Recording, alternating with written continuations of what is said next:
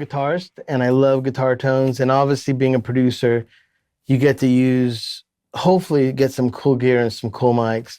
So I wanted to play some guitar and I wanted to show people how to not necessarily always rely on using a plug-in. You have your hands, you have a guitar, you have an amp, and I love microphones and I love a preamp. So I have nothing else in between except for, on the seat of your pants or seat trying to play guitar and sound good. So this is going to show you how to record guitars using a tube microphone, a U67. I have a 421, which is a standard. Also, I have a ribbon mic. I have a ribbon mic company called the Original GravityWave Microphone Company. But in the meantime, before we have our first ribbon mics, these modifications I've been doing is one of the ribbons, which is a figure 8. So that picks up the front and the back. And then I also have a omni-dynamic, a realistic mic. So 4 mics, and you're going to hear now what that makes. And then after that, I'll break it down to what each one meant to me and how I use them. But here's the fun part. That's just my opinion on how to use them. Show people how you could get a really great guitar sound using multiple mics, not relying on plugins or doing something with reverb. The room that I have at my own spot is really dry. There's no ambience. There's going to be no echo. There's no hitting the guitar and hearing like this thing come back to you. So in those kind of situations, there's some cool tricks you can do to really give your room a cool vibe.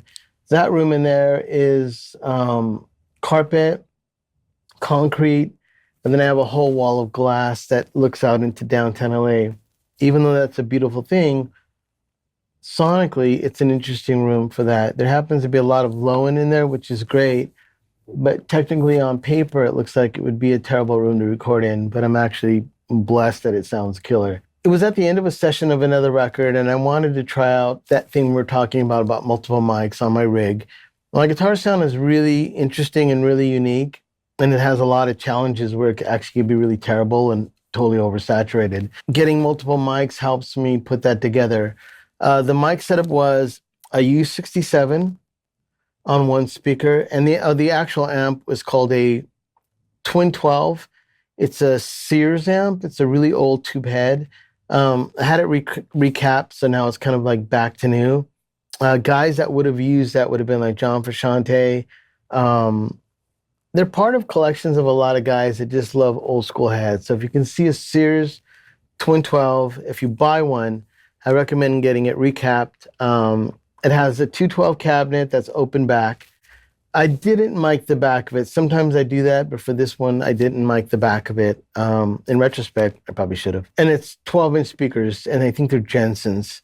I think they're vintage as well. They may have been even the ones that came with it. So I have a U67 on one speaker. On another speaker, I have a Sennheiser 421, and then right next to the 421, I have a ribbon mic in figure 8. It's an interesting ribbon mic because I've been modifying microphones, and I do have a microphone company called Original GravityWave Microphone Company, but this is not one of our prototype. It's just a ribbon mic I've gotten and I've modified, and I've changed some things in it to make it sound a little bit more forward mids and a little bit opened up. So you can hear that. And then the last mic is one of my favorite mics, and I'll get you the model number for it. I don't remember off the top of my head. But it's a Realistic, which was Radio Shack, made in Japan, probably in the 70s or 80s, Omni microphone. And because that room has its challenges as far as making it sound good, I put it on the highest end I have, and I have it facing towards the roof. So if the amp is right here, probably about 3 or 4 feet up in front of the amp, it just goes straight up into the roof. I've never been one to like to get reflections, or I put mics in the corners off of walls. But just by accident, I happened to just come across that in this room with the concrete ceiling, and then having a loud amplifier, it sounds killer. Now you would say then, why would you do this? A lot of times when I record bands, I don't get a second chance. So if you have a band come in and you're recording and you don't know what the guitar player is going to bring to you through his amp, it could be effects pedals, it could be anything. Having multiple microphones of different types is totally saves your life. For instance, like the 67 is classic, like the Beatles. But if the guy oversaturated or hits it too hard, the 421 can take up that. If it's a little bit harsh, the ribbon mic can roll off some of that aggressive tone. And if you have an Echoplex in EP3, it boosts your guitar. So if you just turn it on and you don't use it, Jimmy Page did that, Eddie Van Halen did that, and they don't talk about it, but it really does. Like as far as on my rig, if I have the EP3 switch turned off, I lose probably about 5 to 6% of gain or feel. So that all totally helps me sound better than my original guitar tone. So I'm going to play it now. I'll play it with all the mics on, and then I'll break them down to how it worked out. On this one, I'm kind of leaning on the ribbon a little bit. If you get this and you can upload this yourself, you can mess around with it, but it's really awesome because instead of using an EQ, I'm basically flowing in different mics to add top end, bottom end, and then the room mic can engulf the mix, so it makes it feel not so mono and not so small. Let's go to the U67. So I'm going to play just that, and I have it coming out onto the right side, and then I have the rooms onto the left. But for right now, you'll just hear it coming onto the right side, and this is the U67 going into an API.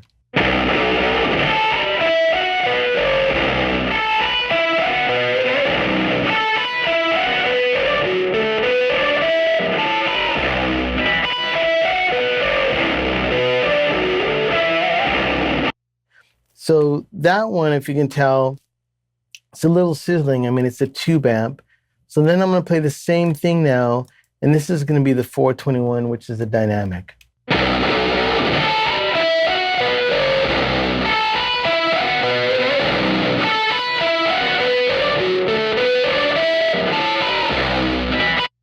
Here's the 67.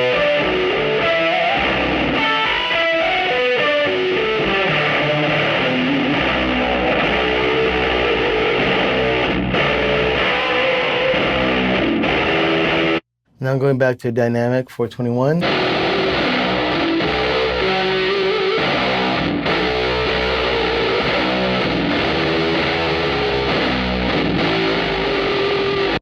So as you can tell, those are completely two different sounds, and that's the fun part about it, because you can control, if you do a multiple mic setup, and when you're mixing, you can just bring up different animals, kind of, tigers and lions and bears of sound that you can make a guitar sound cool. So now I'm going to add all three, and then I'm going to play from the top again.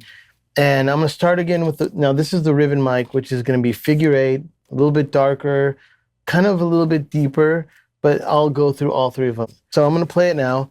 I'll play it with all the mics on, and then I'll break them down to how it worked out. On this one, I'm kind of leaning on the ribbon a little bit, because instead of using an EQ, I'm basically flowing in different mics to add top end, bottom end, and then the room mic can engulf the mix, so it makes it feel not so mono and not so small. Let's go to the U67. So I'm going to play just that, and I have it coming out onto the right side, and then I have the rooms onto the left. But for right now, you'll just hear it coming onto the right side, and this is the U67 going into an API.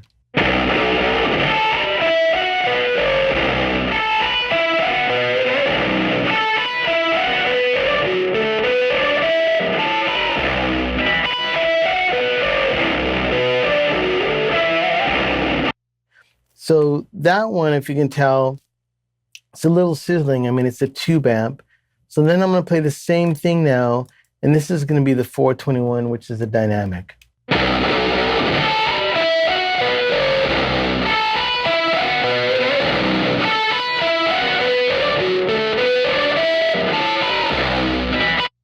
Here's the 67.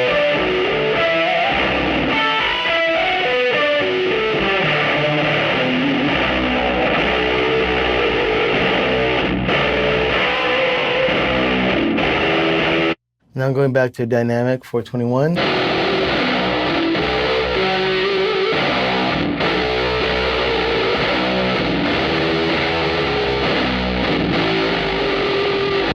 So as you can tell, those are completely two different sounds, and that's the fun part about it, because you can control, if you do a multiple mic setup, and when you're mixing, you can just bring up different animals, kind of, tigers and lions and bears of sound that you can make a guitar sound cool. So now I'm going to add all three, and then I'm going to play from the top again. And I'm gonna start again with now this is the ribbon mic, which is gonna be figure 8, a little bit darker, kind of a little bit deeper, but I'll go through all 3 of them. So right now, this is the figure 8, starting off this take.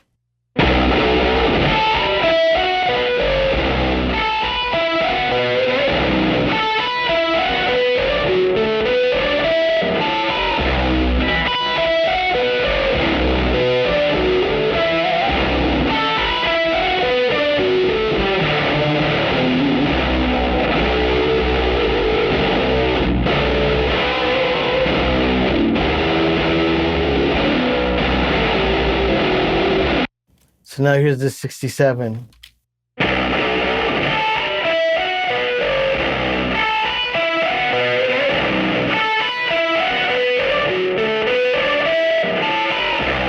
Here's the 421.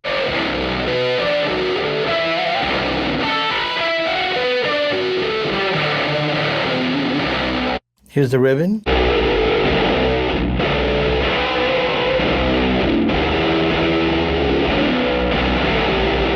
'67.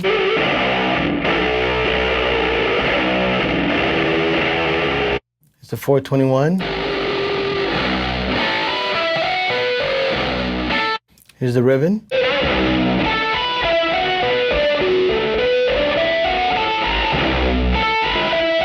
One thing which I love about all those, now you can say, oh, the ribbon's big, but you know, there's bite and there's really cool definition in the 421 and the 67. The ribbon obviously is huge.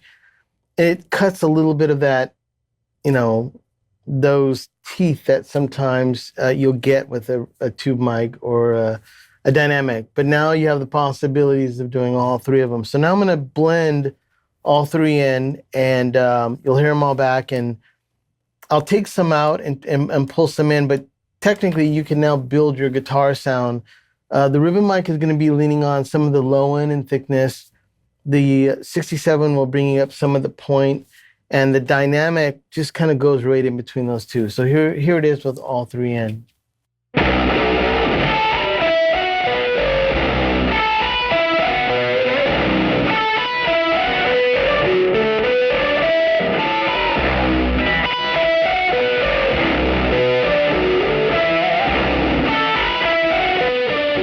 So I just took out the 67.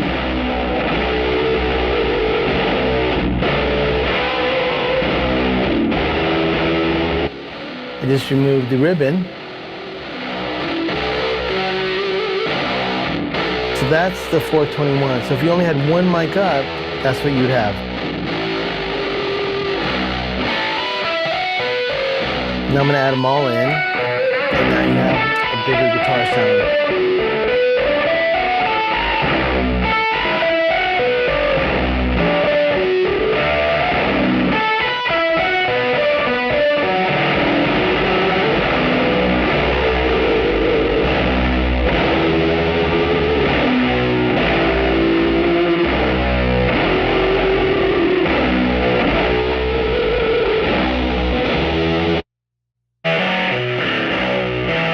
Now it's just the 67. Now it's just the ribbon.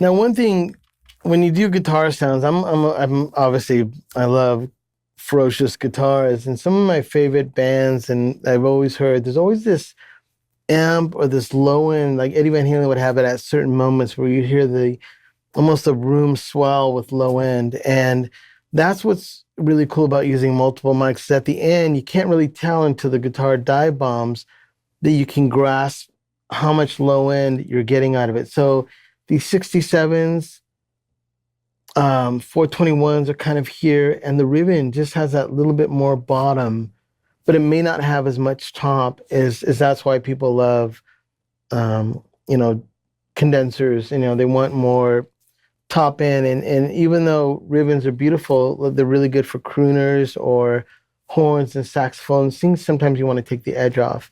So now we're going to talk about the room mic. So I think I got a great guitar sound going out of this speaker, and it sounds to me, to my ears, I'm super proud of it. You know, not because I played badass, but it actually sounds really good. It doesn't sound terrible. Um, but the room is important because now, like, if you listen to Van Halen records, there's always like an echo chamber to one side. Of course, there's just proven to sound awesome. So I'm kind of segregating the microphones that are up close this side, and then I want this side of the speakers to have the ambience or the room. So here's the room mic by itself. And like I said, if you look at it, I've delayed it a few milliseconds, and that's up to you on how much or how less you want to delay it. I'll show you another little trick after too that's really cool, that people very rarely use, but in digital world, it's really awesome. So here's the mic by itself.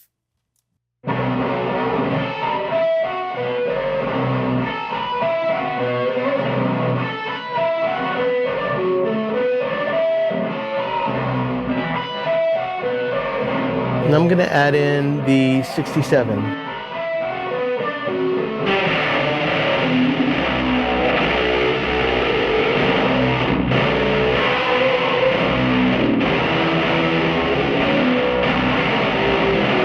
Now bring in the 421.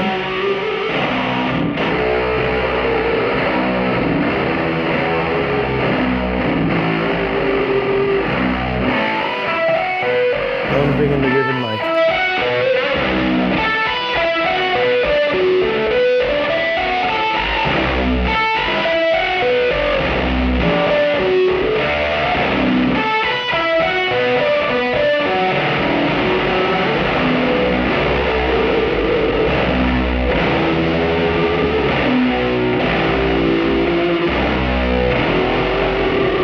Now take out the room mic.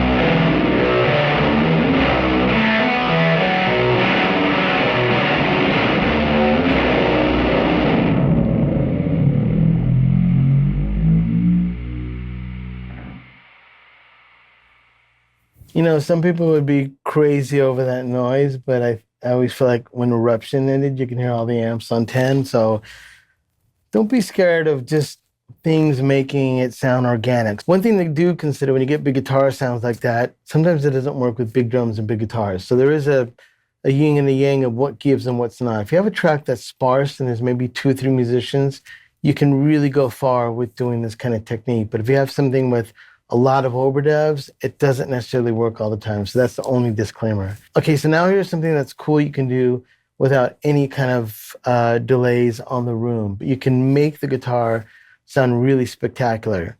So I used to do this on an old system that when I would get at the end of the mix, it would be, I couldn't even add any more plugins, and I'd want to do something freaky on the guitar. And it kind of showed me through, just through accident, doing something cool. So now, this is the room mic, and I'm going to duplicate it. I'm going to duplicate it 2 times. So now I have 3 of the same thing. So there's no delay on it, which I was giving it that little milliseconds depth because the mic is literally straight up above the amp.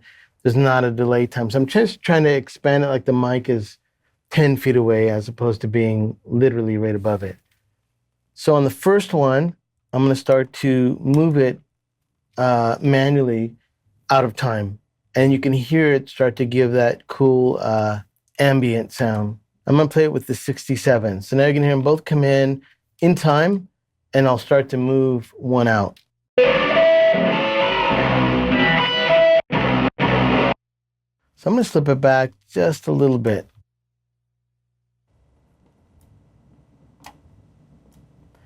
So what I've done, I've just slipped them all back in time. And as I bring them in, you'll start to hear the sound kind of start to get wilder.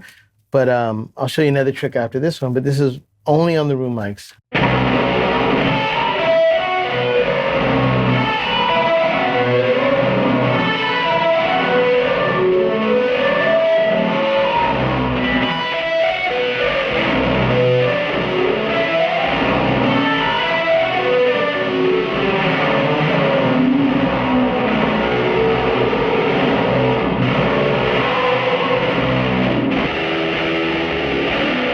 So I've kind of made an echo chamber. And if you have the tracks and you're not putting any like plugins on it and you want to get freaky with it, that's totally cool to do it. That's definitely fun. Then the next one, you can actually do it to the actual track, but it's kind of the same thing. So anyways, long story long, that's some fun stuff you can do with the guitar track. I hope that was useful for you guys. And I think the only thing I'll let you know what I used on the actual track. So all the guitars had the same compressor.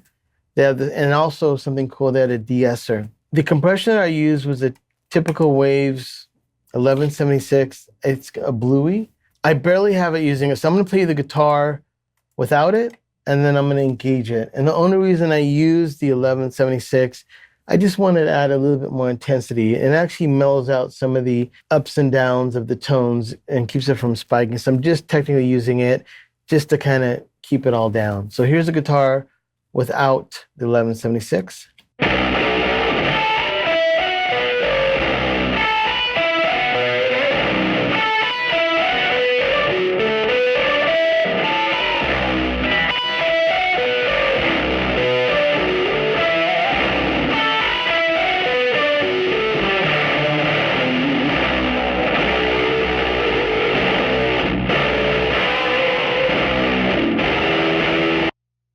So you hear me using it. I'm turning it in and out right now when you look at the screen. But it's not, you would think it's not doing anything. But for me, I can, at least on my speakers, I can feel it kind of adding a little bit more hair and harmonics to something that's going into a computer. The last thing that's really cool that I don't think people utilize on guitars enough is I always use a de-esser. There's sometimes like in Fenders or Marshall, to contain some of the frequencies, I'll put a de-esser on it. So on this one, I think I'm just cutting around 7K. And so I'm going to play it. And if you look at the screen, it should barely be kind of grabbing some of those frequencies, but I'm just doing it for my ears. It sounds better with it on. So here's with it on, and then I'll go off and on and let you hear that yourself.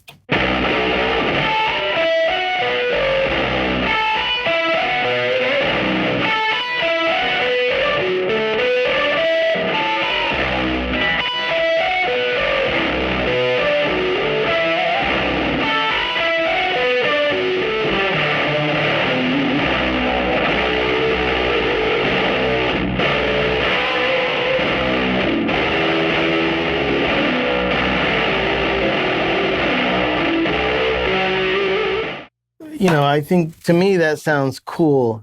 And I'm not using it because, oh, I'm Mr. Smarty Guy. I just feel like the guitars sound better with a little bit of that edge taken off. And they sit better in the mix too. So you can mess around with that. And, you know, I wish I can say there was one frequency that would just do it all. But you have to experiment. Some guitars, like Tallies to Strats to big body Gibsons, that may not work in that frequency because every guitar is like a fingerprint and an opinion. Everybody's got one and they're all different. I mean, just have fun with it. Put some mics up on it. And also, lastly, was phase. When I put those mics up, sometimes when you put 3 mics up, you're going to have a problem. For whatever reason, if one mic's out of phase with these 2 other ones, it's not going to work. I on those 3, they worked. So I didn't have to flip any phase on them. The 67 was in phase with the ribbon. The ribbon was in phase with the 421. The 421 was in phase with the ribbon and the 67, as the 67 with the ribbon and the 421. That's important. If you put those up and your guitar loses all its steps, one of those is out of phase. And don't give up. Maybe just find out which mic is not working with the other ones, remove it. And sometimes you can grab another mic and put it up there, and for whatever reason, a dynamic, a tube, or a ribbon, it will fit in better. But don't ever use a mic just because you want to use 3 and one's out of phase. It'll never work. Same with the drum set. If your overheads are not in phase with your snare and your kick, and one overhead's out, you're never going to get a great drum sound. So phase is definitely something you want to always think about, and you can mess around with every EQ has a phase switch on it. So just mess around with it and have fun. Anyways, I think that's it. I hope you dug it. Who's pretty on the inside? Who's pretty on the outside? sun.